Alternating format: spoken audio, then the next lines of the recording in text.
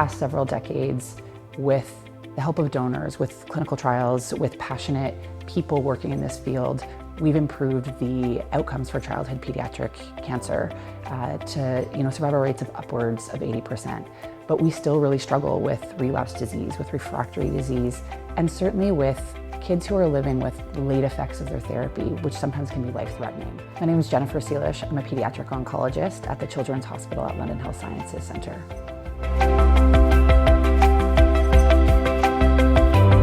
I think hope.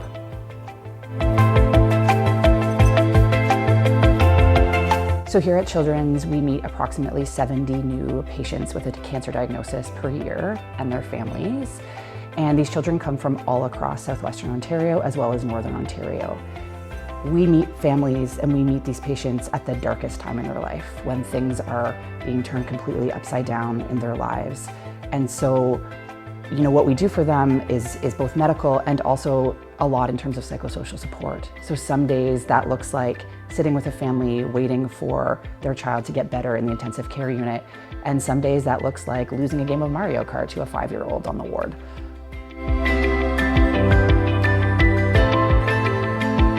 So Ironstone's generous donation has been contributed towards the development of the Yankee Family Pediatric Oncology Center of Excellence. And that center is essentially, the goal is to have all of our inpatient and outpatient pediatric oncology care on the same inpatient unit, on the same unit within the hospital. And that allows us to work better together collaboratively to better fuel our research endeavors, to provide efficient and excellent care within our center. And so we're really excited to see that get off the ground.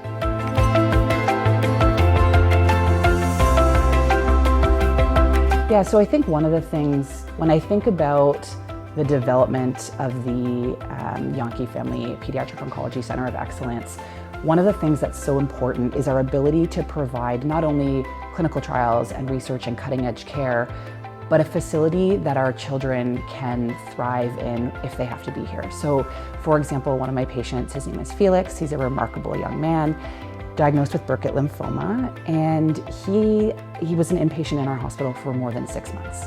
He essentially lived here with us. He spent so much time with us, and a child like Felix deserves to be in a center of excellence, a center where we can offer him all of the resources that he needs in order to continue to thrive and be well while receiving excellent care.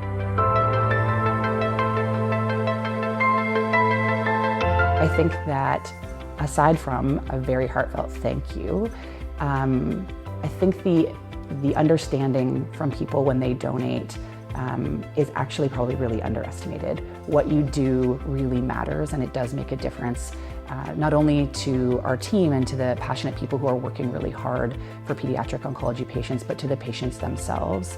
And it's important. We couldn't do this work without good donors. Those are the things and the goals that we're still striving for. Those are the things that we're still trying to make better. And our ability to do that, no matter how passionate and how dedicated a team we are, can be limited by resources. And so donors and the support of not only our local community, but the community at large really helps us and enables us to be able to better utilize the resources that we do have and to provide that cutting edge care that will allow us to bring pediatric oncology care forward.